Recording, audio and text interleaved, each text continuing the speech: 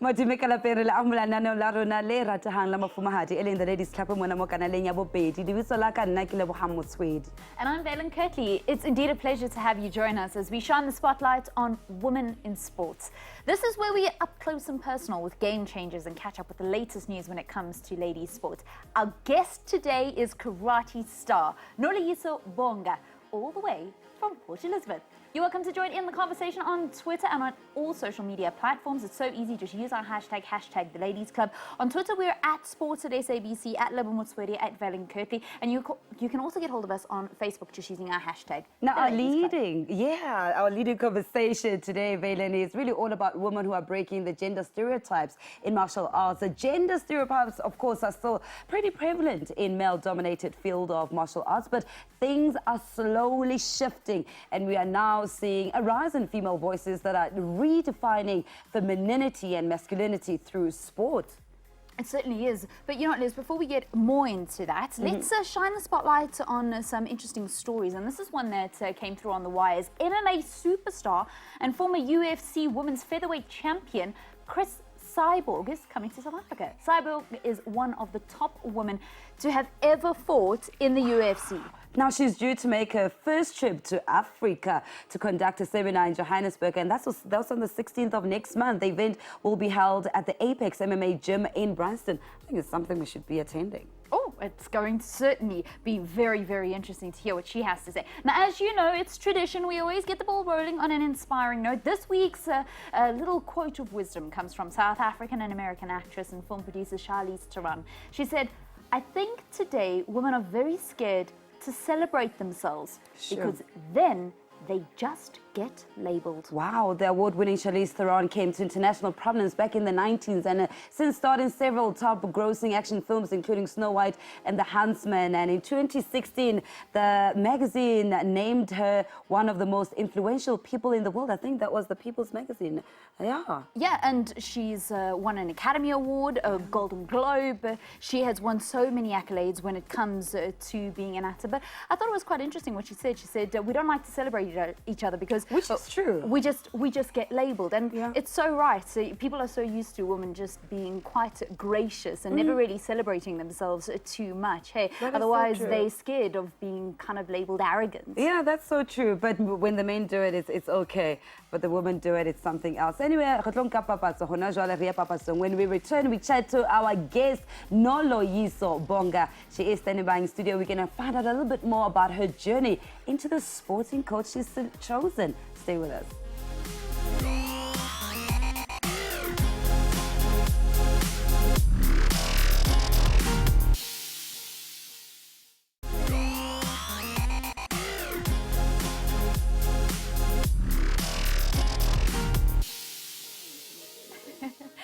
Welcome back. Please join us on social media, whether it's Facebook, Twitter, or on Instagram with your comments. We'd love you to get involved in the show. It's just so easy. Just use our hashtag the Ladies Club. And today we have a special guest in studio because she is the karate sensation. Yatsonka Port Elizabeth is shining the light on Noloyiso Bonga. Noloyiso fell in love, of course, with karate when she was just a young girl growing up in Kwazakhele. She's one of the top senior ladies in the country from the Shotokan style. She represented South Africa at the World Championships in Spain, and she won a silver medal at the Durban Commonwealth Championships. Wow. Oh, cannot wait to start talking to her. Wow, she's had an incredible journey so far. So before we talk to her, let's look at some of the leading stories when we look at South Africa's leading female referee. That is Amy Barrett Theron, who took charge of the opening match of the Women's Six Nations between Ireland and England in Dublin late last month. Oh man, what an accolade for her to have actually achieved. Barrett Theron broke into the international scene in 2017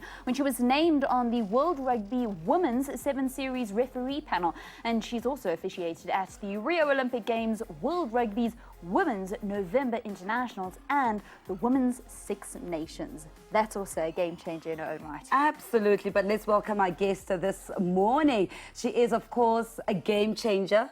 She's from Port Elizabeth. You've heard everything we've mentioned about her so far before we brought her in. And she kicks butt, if we can just say that. Literally, and all figuratively. She's a 4th Dan black belt. Welcome to the Ladies Club, Noloyiso. Thank you, ladies, and also thank you for inviting me. Now, karate from a young age, where did that love come from? Well, yeah, I used to watch like the Asian movies. You see, With Jackie Chan. Jackie Chan, Bruce Lee, Van Damme, Cynthia. So, and also I think it's also natural. It's a talent. I was born with it because I would watch it. After watching it, then I want to apply it on other kids before even joining karate. So reports came through at home all the time that I'm beating other kids on the street. So.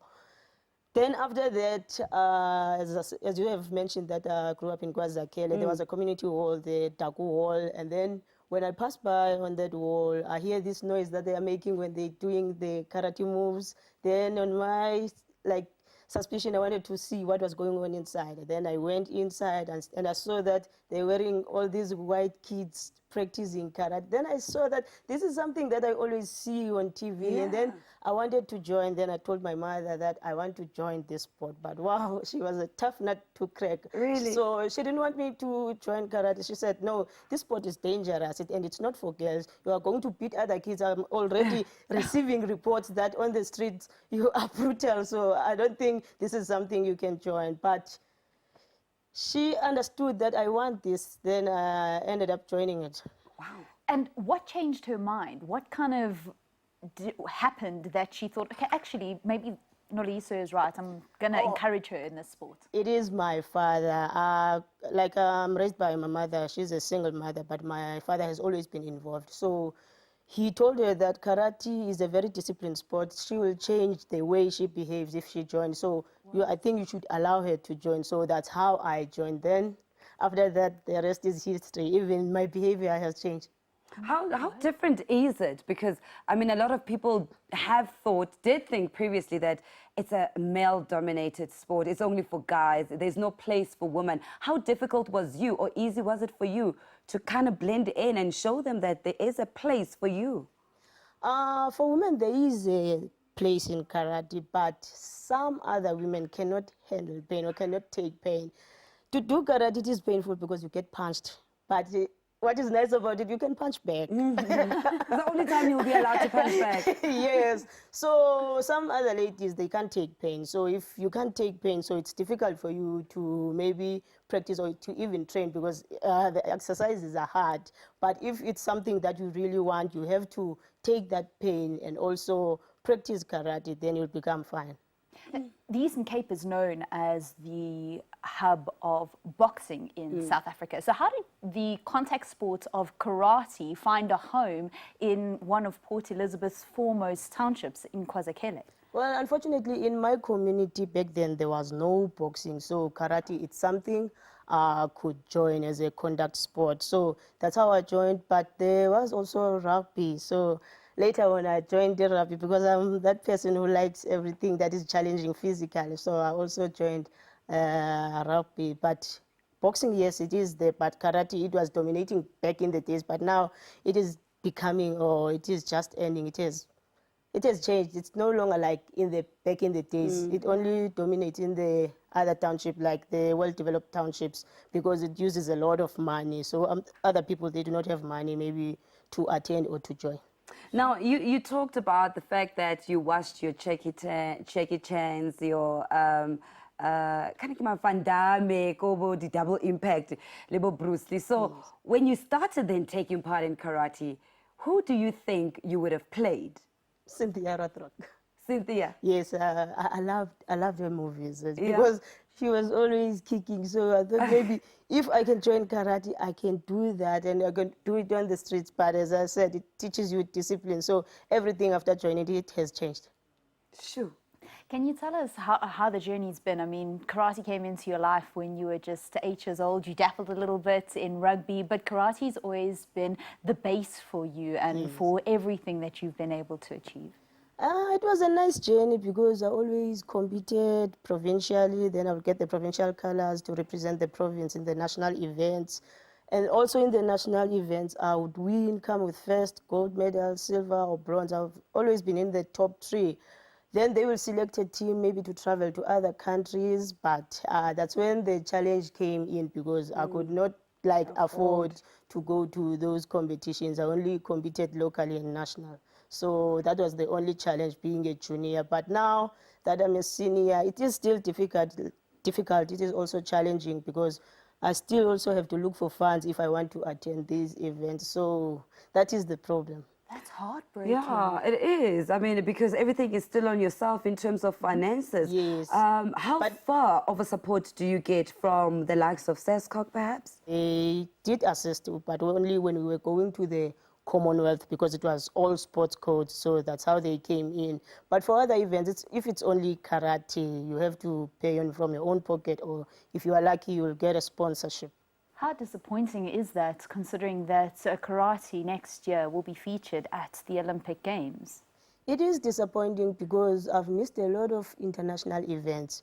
And also to get to the Olympics, you have to compete on those international events, get rankings, and compete in those leagues. But if they are going to select us according to points, then there are no chances for me to make it to the Olympics. But if they are going to check it performance-wise, I think I'm ready because I've trained hard, I've achieved a lot, and I've been competitive. Tell us a little bit more about that before we go to a quick break. Where are you in terms of the South African ranking, the African ranking? Because you held the top 5 rankings for most of the junior levels. Now that you're senior, where are you in terms of the points and the rankings that will qualify you perhaps for the Olympics? I'm still in the top 5 because I always compete each and every year.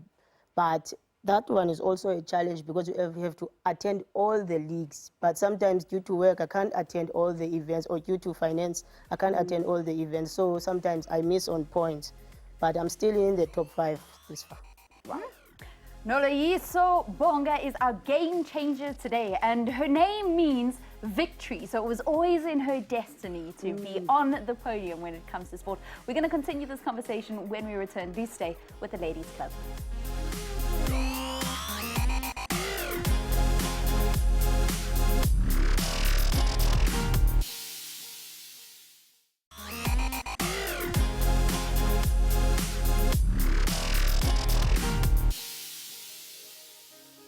Welcome back. You are watching the Ladies Club. Let's look into our trailblazer today. Our leading lady today is one of the most senior karateka in Africa, Nelly Kleinschmidt. Nelly started karate at the age of 25 when she was a teacher. She later quit her job, though, to become a full-time karate instructor. As a woman of color, her life and karate career was significantly shaped by the apartheid legislation in her ongoing struggle against gender discrimination in the sport. It was in karate that she could strive for the personal empowerment that she sought. And I know that personal empowerment is something that also appeals to you, isn't it, Noloyiso? About empowering yourself just to be able to defend yourself as a woman, and that's why karate also appealed to you. Yes, because it is very dangerous out there, especially for ladies. So when you join karate, you know all the self-defense. Not that you are going to be, maybe you're going to overpower a man, but you know how to defend yourself. You know maybe where are the soft points to get out of trouble. So yeah. Where are the soft points to get out of trouble? We need to learn those. At least you've got a leave here giving us all the sensitive parts, starting from here, the eyes, going down. Behind the ears? Yes. So how do we get there? So in terms of self-defense? You have to use maybe your knuckles. Oh, is it? Yes, so at least in terms of self-defense. Sensitive parts. And also the nose, it is sensitive. You can really use your knuckle to Okay, punch just show us that fist again. It's not like a traditional... Obviously, if you're going maybe for an eye, you can go here. But for maybe a punch, use these 2 knuckles. Ooh, okay. Okay. So but this one must come out. Your hands have to be strong, but if maybe your hands are not strong, there are elbows. Elbows, yeah, I think. Elbows and knees? Yes. Knees, yeah. We're good. We've got all the essentials to defend ourselves. I've only got half an elbow on this side. But okay. Let's also talk about the challenges of women in your discipline of sport. How difficult was it for you to stay in the passion that you chose? I did not see myself competing with girls, but because of like the rules, I have to compete with girls. So even in the club where we train, I compete with guys. So that gave me an advantage. So I looked myself like them, that I can beat them, so I can fight with them. So for me, it was not a challenge then, but later on, as I'm growing up, I saw that, hey, ladies are few. We need a lot of ladies. And it is still a challenge because ladies, like, maybe they are not interested. They do not want to join because even in my club, there are few ladies and also you'll find the young kids that are joining. But when they get to a certain age, they just stopped. So it needs a lot of motivation on that side. Now, not only is Noloyiso very quick in teaching everyone else how to protect themselves, self-defense is very important, but you're also a content producer at SABC's radio station. That's Umhlobo Wenene FM. How did that come about? So you're one of us, basically. Yes, I am. Well, I started small because I was working for a community radio station, but I was a news reporter. And then later on, I joined a community TV station. Also there, I was a news reporter. But then my station manager asked me if am I interested in doing sports. Then I thought, well, it's not something I wanted to do. Yes, I love sport, I watch sport, but I never thought I would work like doing sports, covering sports stories or presenting sports. So he asked me to look at it and also to try and see if it's something I can do. Then I agreed, but after I've joined, it's something I enjoyed more than news. Then I have to shift. So that's when I went to SABC, it's because I was doing sports for pay TVs. So then I applied, and also I went for audition. I was in the top 2. Unfortunately, I couldn't make it. Then I applied again for being a content producer. But sometimes I do present. Yeah, but I'm a content producer. I mean, we know what it takes to be in this industry. It's very demanding, odd hours. So how do you manage the training that it takes in order for you to win silver medal at big international competitions and then also do the work that you need to? Yes, I work on Wednesday and Thursday in the evening and also on weekends afternoon. So Monday and Tuesday I can take time and do karate. Then for other days I have to practice on my own in the morning so that to keep in my condition and also to be fit for the events. But yes, it is challenging because most of the events are on weekends. Then sometimes I have to request to attend those events. But yeah, I'm trying, but it is challenging. Now, looking at some of the visuals that we have here in studio, you are training, you are winning medals. What are you most proud of? Which medals? Because you've also got 2 medals on our table here. Tell us about them. Well, these 2 was competing in the Commonwealth in Durban, but this was after I competed in the World Championships in Spain. So when I went to Spain, it was like my second big event because in 2015-16, I competed for the African Games in Congo. And then it was the World Champs competing with other countries, like big countries in the world. So for me, it gave me a platform to learn. So I think it's one of the events that assisted me in terms of developing me into getting experience to know more what to expect and also how am I supposed to compete when I'm going for the Commonwealth. So these medals mean a lot to me, and I'm hoping and praying that maybe going forward I will be able to attend other major events because it is my dream when I retire to retire on a big note. The Olympics are coming up. 2020, we've mentioned that a little bit, but just explain to us how it's actually going to work because karate is going to be on debut in Tokyo. Now you are a Shotokan specialist, so when they do the karate competition, there's different types of style. You do Shotokan, there's Goju-ryu, there's Chito-ryu. So how do they actually work it out as to what style is used for the different katas and kumite competitions? Okay.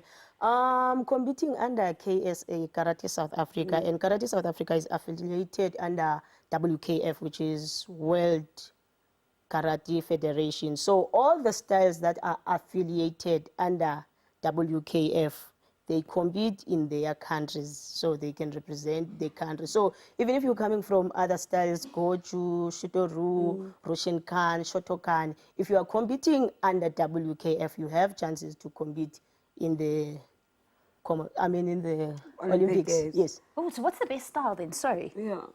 Well, everyone will vote for his or her own style because I'd say my style is the best because we do have like world champs coming from other countries because the style Shotokan is not only in South Africa. So I'll vote for my style.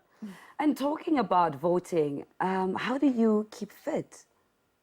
Because we're looking at some of the pictures, you are in really fantastic shape. How do you keep fit?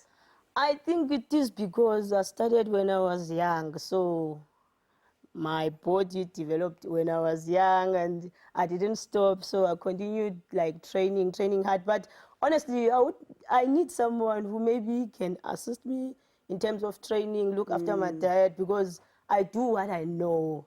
Maybe sometimes you need a professional. We don't have those kind of things, like getting your own dietitian and physio, someone's going to look after your So you've fitness been levels. doing everything by yourself? Yes, I'm doing everything by myself, or only when I'm at the dojo in the club. So our sensei will assist us in training. But we do need those things. I mean, when you're representing a country, you look at yourself as a professional player, as a professional athlete. So you need to get that professional help. So what keeps you motivated and so passionate about the sport? As you have mentioned, it's passion, and I loved it. And also, it's how we are taught, like at the gym, how to motivate us, because we do have like small events that keeps us together. So it's passion and love. That's the only thing that keeps me going, because honestly, if I was someone else who only wants to represent the country only, it is not something that is coming from the heart. I would have stopped long time ago, but it is something I loved since I was young. Even now that I've joined rugby, but I didn't stop karate because it's something I loved. Yes, I did join rugby, and then I represented the province and traveled. Free accommodation was free, but again, since I love karate, I didn't stop. I'm still doing it, and I don't think I will ever stop. I know we've run out of time, but do you think you'll perhaps wear the green and gold for both rugby and karate? Well, it's too late now for rugby because I'm not getting any younger. But if maybe I stayed like longer and like focus on rugby, I would have been maybe very far. But since I loved karate, so karate was my first love, so I focus on karate. Man, for the love of the game. She not only helps the people at Umhlobo Wenene know what that means, but she lives that motto day in and day out. Noloyiso, thank you so much for coming in. It's been such a pleasure chatting to you. Thank you very much. We most certainly do wish Noloyiso the best of luck. And in terms of our participation at Tokyo, in Tokyo next year, South Africa needs to get behind her. The tournaments need to happen. She needs to qualify. She needs to get the points. She needs to get the rankings. She needs to represent South Africa in the first time ever at 2020 Olympics come next year. It'll be absolutely brilliant if we get that happening, because we need more people to get on board and to support the smaller sporting codes that don't have the big corporate muscle at the moment. That's it for this week. Until we meet again, remember that greatness is always earned and never ever given. Goodbye. Cheers.